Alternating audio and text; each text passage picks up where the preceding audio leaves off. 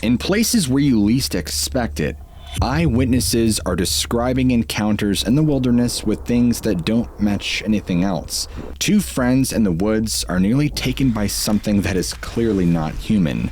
Something wriggles in the dirt of a farmer's field, sparking panic, and a pair of hikers run across something without a face that terrorizes them. This episode will take you through 3 bizarre cases that refuse to be categorized and may point to something completely unknown. I'm Josh Dinocchio. This is What Lurks Beneath. You won't want to miss this one. In the foggy early morning hours of December 20th, 1958, 2 men were driving down Route 45 near a small town called Domston in Sweden. Hans Gustafsson, who at the time was 25, and his friend Stig Rydberg, who was 30, were headed from the town of Höganäs to Heisenberg. They were staying with Hans' mother, Anna Berggren, and both men worked at her dry cleaning business. It was around 3 in the morning, and the road was completely deserted. The men were very tired from a long night with their girlfriends, and it was taking everything in their power to stay alert on the road. One of them decided that it would be a good idea to make a pit stop.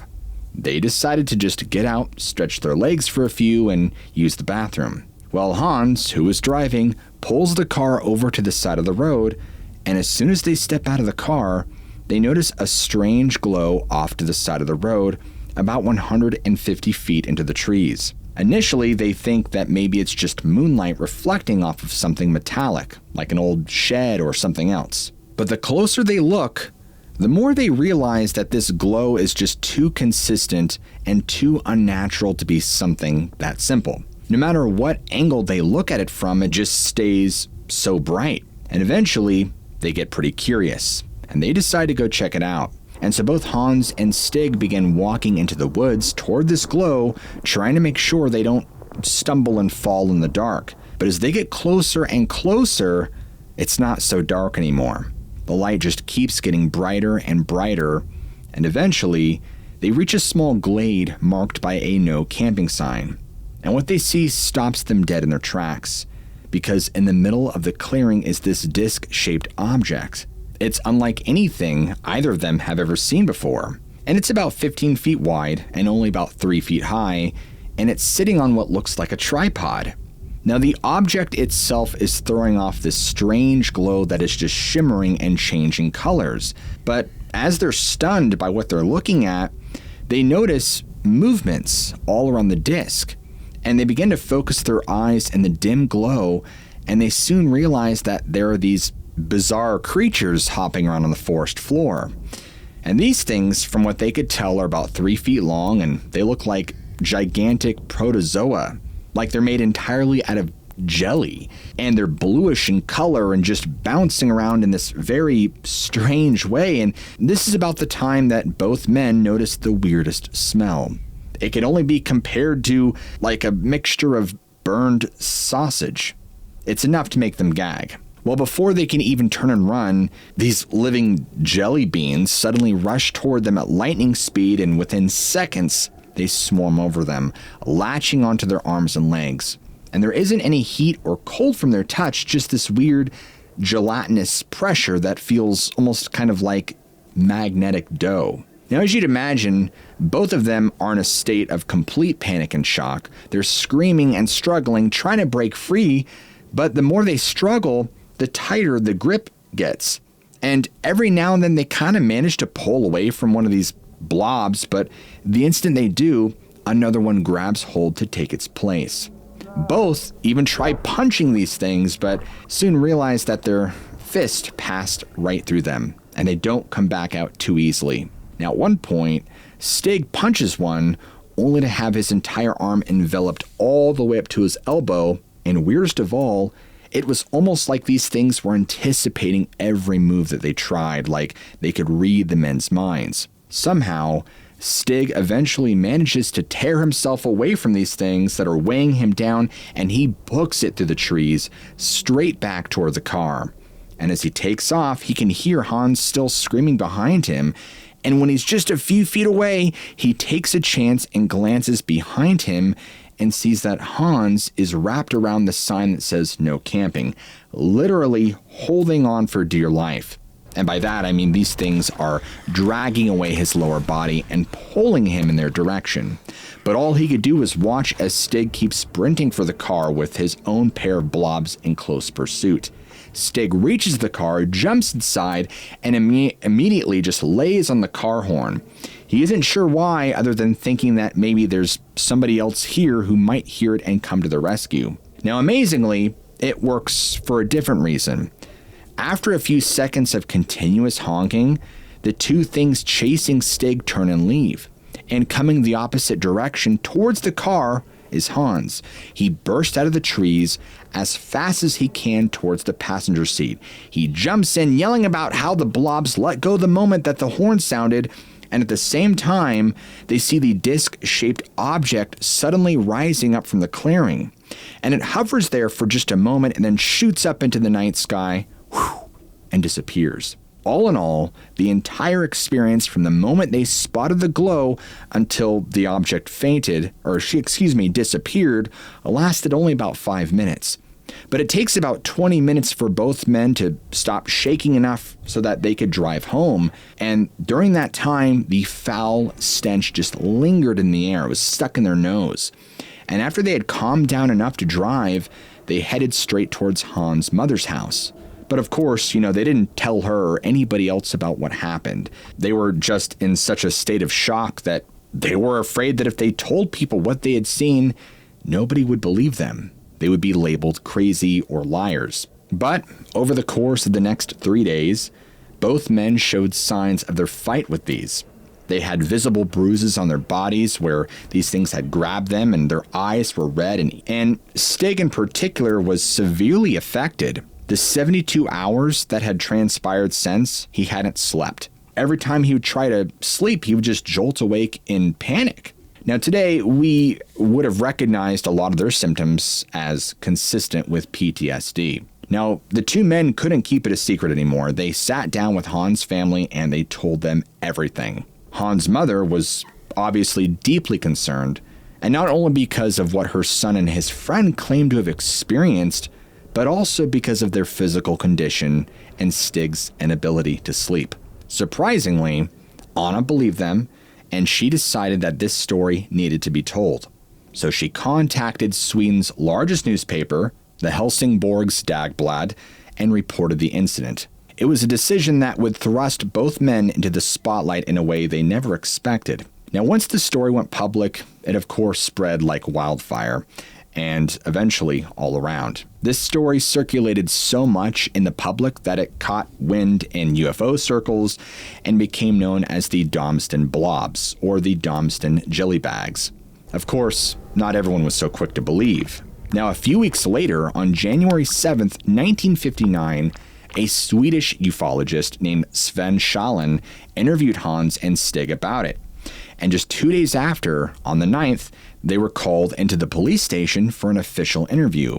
Now, this wasn't just any run-of-the-mill interview. It was actually a very intense interrogation that lasted for 11 hours. Because the story was just so crazy and it was blowing up, that law enforcement were determined to find inconsistencies in their story.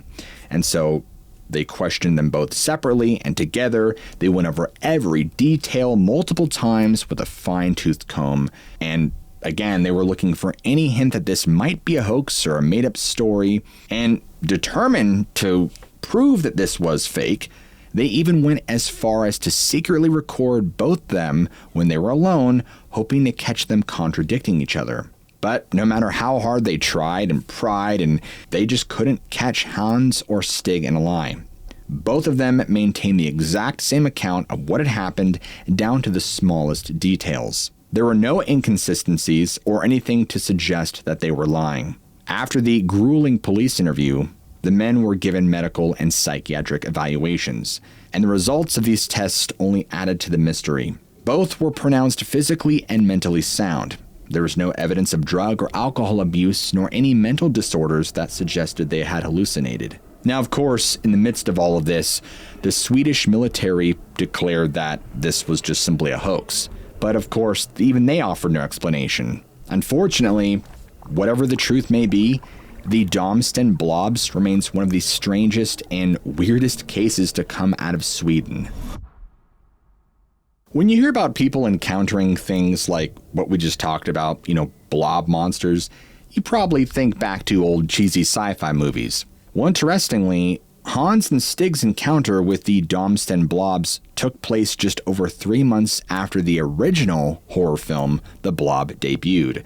But our next story, or case I should say, with a bizarre blob took place way before that movie ever came out, halfway across the world in the early 20th century. This case actually comes from UFO researcher and friend Albert Rosales. And by that, I don't mean that Albert researched it or discovered it in a book or database somewhere.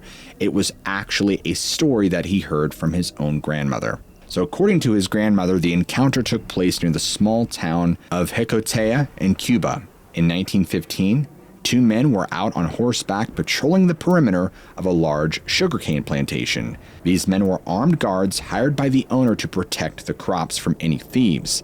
This was common practice, as sugarcane was an extremely valuable commodity, and theft, unfortunately, was a very constant problem. So these 2 guards had been doing this job for years already, and every night they would mount their horses, ride along the same route, circling the plantation before heading back. In fact, they had done this so many times they could practically do it with their eyes closed. The horses knew the route just as well, and most nights there was nothing really ever to report. But on this evening, something very strange was about to unfold. The guards were moving along a section that ran along the edge of the sugarcane field when suddenly both horses just stopped. When this happened, neither of the men was concerned because they figured that maybe the horses had spotted a snake or some other animal on the path ahead of them that had spooked the horses. But no matter how hard they tried, the guards just couldn't get their horses to budge. And then the horses began behaving strangely. Their ears pinned back against their heads, and they began to snort and stamp their hooves into the dirt. I mean, these horses were clearly agitated. They refused to move forward no matter what. And these guards were also experienced horsemen, as you can imagine. And they had been around horses their entire lives. They knew the horses could sense things that humans couldn't. So they looked ahead on the path, trying to figure out what was the matter, and they couldn't see anything unusual. But then one of them noticed something on the ground just off to the side of the trail. And whatever it was looked to be this small white object, about the size of a small sack of flour. But in the darkness, it's hard to make out detail. And so the guard pointed the thing out to his partner, and they both stared at this strange white bundle, trying to figure out what on earth they were looking at. And suddenly this thing moved. And the 2 of them stopped, and they watched as this white sack-like object began to shift and writhe on the ground. Now, neither of them could believe what they were looking at because clearly it was alive, and now that it's moving, it doesn't really look like cloth anymore. It just could have all been a living blob or a gigantic worm or a grub. Now, at any rate, the horses were now in a complete panic, trying desperately to back up and turn around, but now it was the guards who refused to move. They held their mounts in place, focused on the bizarre sight right in front of them. And to their horror, the white bundle began to move again, and it moved positions. It started to crawl right toward them. Granted, it wasn't moving quickly, but it was definitely headed in their direction, inching closer to the horses. Well, it all got to be too much for one of the guards. Overcome with fear and simply unable to process what he was seeing, he pulled out his gun, without hesitating, opened fire on this object.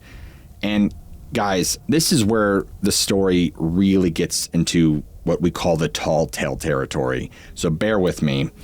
So whether or not this is true is anyone's guess, but according to the story, each time one of the guards' shots hit this thing, it grew like the Incredible Hulk. And by the time the guard was finished unloading his pistol, it had nearly swollen to the size of the horses themselves. Now, at this point, one of the men was thrown from his horse, the other jumped down, and both of them raced out of that field, abandoning their post. Back at the plantation, they told others what they had seen, but of course, nobody believed them. People assumed they had been drinking or had simply seen an animal and had panicked. But the 2 knew it, and strangely, it's isolated cases like these that are just so bizarre that nobody really has an answer for what it was these two men experienced. Whatever it was, will remain a mystery. In the early 1960s, in the small town of Kinderhook, New York, about 20 miles south of Albany, something strange began happening in the forest. Over the course of several years, multiple eyewitnesses would report encountering something that left them absolutely bewildered. Something that may still be seen to this very day. On a warm summer day in 1962, a 10-year-old boy named Bruce Hallenbeck and his 7-year-old cousin Chari were playing in the woods near their grandparents' house off McCagg Road. These two were very close and would often spend a lot of time together, especially during the summers when school was out. And on this day, they were doing what kids love to do: explore the forest, climb trees, and, just have fun being kids. Now, at some point during their adventures, both of them were interrupted by a strange noise. They suddenly heard this weird, almost high-pitched kind of whistling sound, but it was coming from deeper in the woods. Initially, they kind of just looked at each other and, they wondered what could have made the noise, but right away, it was clear that this wasn't the case. At first, they were looking at each other, thinking that the other had made the noise, but it became pretty clear that this wasn't the case. Before either of them could say anything, the noise took up again, and being curious, they're like, let's go investigate. And, so they start walking in the direction of the sound, not really scared, but very intrigued. And as they get closer to the source, they begin to slow down a bit because something about this sound is just really off. It wasn't like a bird or any other animal that they'd ever heard before. So they went a little further, slower now, and then as they approached a large pine tree, they both stopped because there, partially hidden behind this pine tree, was this odd white object. It wasn't exactly solid, but it wasn't really transparent either. It was this white mass peeking out from behind the tree, and it seemed to kind of have these appendages that kind of looked like arms wrapped around the trunk. I mean, you couldn't really say it was shaped like a human being. It was just too amorphous. And this object also had no visible eyes, and there was no face. It was just this formless bluish white thing looking out from behind the tree. Obviously, it didn't take long for the kids to hightail it out of there, and without saying a word to each other, they both turned and sprinted back through the woods toward the house, not stopping until they were safely inside. Now, this wasn't an isolated incident because 2 years later, in 1964, another encounter occurred in that same section near Kinderhook. This time, it involved an unnamed friend of Bruce's who was hiking alone on a trail. And as this boy's walking along, he noticed what he described as a big white blob gliding down the hill toward him. And like his friend and his friend's cousin, he immediately panicked. He turned and ran away, and he ran so fast that at one point during his escape, he came across this pond that was about 6 feet wide. And without breaking stride, he leapt over the entire pond. He was so terrified, he basically performed an Olympic-level long jump just to get away from whatever this thing was. He felt dread and panic come over him. But, instead of leaving it alone after this experience, he found the courage to return to this location. He convinced his friend Bruce to come with him, and they armed themselves with pitchforks. I guess they thought that it would be effective against a floating white blob thing. Well, when they returned to the area, they didn't see it right away, and nor did they really find any evidence, but Bruce noticed something up in the tree branches ahead and pointed it out. And it seemed to be the same thing seen earlier. This white shape was moving between the trees, but not like how an animal would. It defied gravity and was floating from spot to spot. This third sighting ended the same way as the first. Even though they were armed and had come back specifically to confront it, both were overcome with such intense terror that they dropped their weapons and they fled. Now, I want to state that the next significant encounter with what became known as the Kinderhook Blob occurred years later. This time, the witnesses were two 14-year-old boys named Barry Scott and Russell Lee.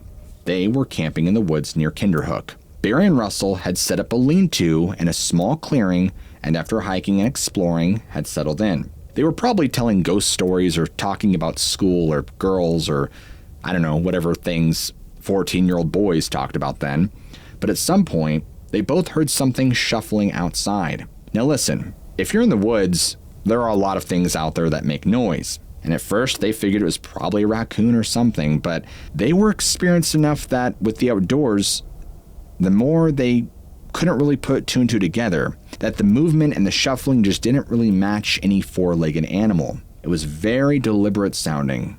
And so being brave, but not very wise, they peeked outside, and what they saw matched the previous descriptions in many ways. This thing that was white and almost seemed to glow in the dark, but it looked a little bit different. In fact, this thing looked different to each of the boys. Now, of course, both agreed that it floated more than it walked, not really touching the ground as it went, but Barry said that it was bell-shaped, almost looking like a stereotypical ghost wearing a sheet. And Russell, on the other hand, said that it reminded him of the Virgin Mary herself, which of course is her own paranormal topic, but I digress.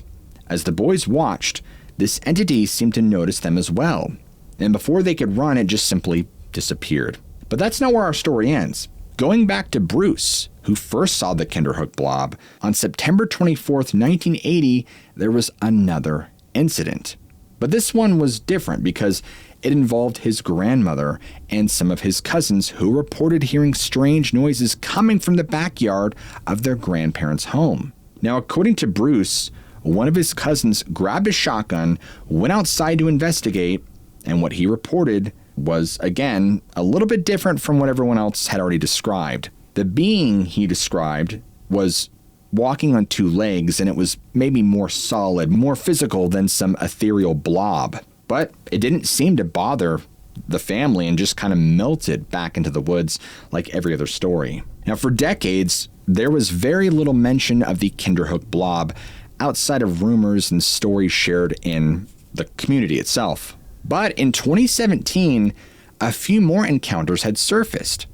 There were claims that two friends in particular, Owen Farley and Anthony Malinowski, saw it that year during a late-night walk. This time there was a noticeable drop in temperature, followed by a loud, high-pitched screech or whistle that almost seemed to announce its appearance. It was white and towered over them at 7 feet, and it rushed towards Owen and Anthony, who, needless to say, got the heck out of Dodge. But even stranger is another account that took place in February. A 15-year-old boy named Herman was in the woods behind his home, which again is not too far from Kinderhook, and he was out there because he had recently been given permission by his parents to build a small shed somewhere out back. This would be a place where he could hang out with his friends, and it was kind of like a clubhouse for him. But this particular day was cold and there wasn't any snow. It was dry and sunny, and he headed out on a hike to this specific spot that he'd been eyeing as the perfect spot for a shed. And it took him roughly about 2 or so minutes to walk from his backyard to reach this spot. And when he gets there, he's kind of just looking around, kind of just mentally mapping out where everything is going to go. And he notices that from where he is standing, he could see a neighbor's house about 100 feet away through the trees. And if he turns his head a bit, he can also make out a barn and another house off in the distance. And this is perfect. He isn't completely isolated, but it still feels private enough for what he wants. But as he stands there, thinking about his plans, he suddenly hears something strange. It's a whistle, but not just any whistle, but a very distinct pattern of 5 notes, kind of like a little snippet of tune or a motif. And it's not nearby, so he can't exactly pinpoint where it's coming from. Well, he looks around half expecting to see someone walking through the trees. I mean, maybe it's a neighbor or just somebody hiking, but he's confused because he doesn't see anybody. And the whistle comes again. The same 5 notes in the same pattern. He turns toward the sound, looking carefully between the trees, but again, there's nobody there. So he decides to investigate a little further. He goes and checks out the barn. He doesn't see any activity there. No one seems to be at his neighbor's house either, from what he can see.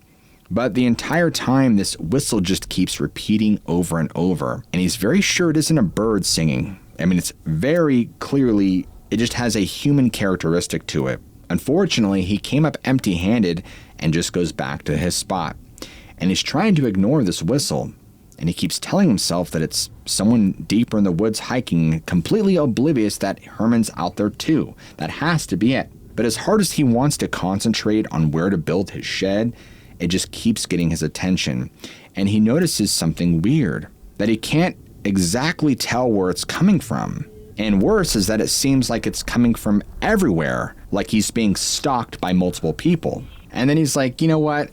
Maybe this spot isn't such a good idea after all. Remaining as calm as he can, he turns around and begins walking back toward his house, which, remember, was only about 2 or so minutes from his house, and so it's not very far, and he just took a few steps away, and during the short walk, something in him just tells him to look up. His gut instinct, something, and what he sees above him just takes him by surprise. Floating above the trees is what looks like this gray figure with a head, arms, a torso, and legs like a person. But where its face should be, there's nothing, just a smooth, featureless surface, like a blur. If it had been standing on the ground, Herman thinks that the entity would have been about 5 or 6 feet tall. Its arms or its wings or whatever are about the same length, forming the shape of a T as it just flies above him counterclockwise in the sky. Herman says that the entire time he's watching this thing, he almost feels like he's in a trance or something, but somehow he snaps out of his shock and takes a few steps forward into his backyard. And the moment that his feet cross the threshold from the woods into the backyard, everything changes. It's like someone has flipped a switch, and he can think clearly, and the feeling of dread and panic, the sense of being watched, is just gone instantly. And to make things stranger, he said that he suddenly notices this overwhelming fragrance. It's the scent of roses, a very strong, sweet scent that seems completely out of place. Now, this is February in New York, right? There shouldn't be any roses blooming anywhere, but this scent is very unmistakable, and it's incredibly strong, as if he's just walked into a floral shop. I think that's what you call them, right? But there's not really anything else he reported after that. He didn't go back to the spot because he was too freaked out by it, and he completely abandoned his plans to build a shed and never told his parents why. But it wasn't until he was much older where he would learn about the Kinderhook Blob, and he wasn't even sure if that's exactly what he saw and experienced, but there are quite a few similarities. Unfortunately, what happened to him, the identity of what it was he witnessed that day, and the strange circumstances he found himself in will remain a mystery. And because you guys made it this far, I want you to all comment down below, there's always room for Jell-O. So that way I know who made it to the end and who didn't. And if you guys enjoy storytelling like this, where we deep dive into strange cases of the mysterious and supernatural, what are you waiting for? Smack that like and subscribe button right now for more content just like this. As always, I love you all, keep an open mind, and I'll see you all in the very next episode.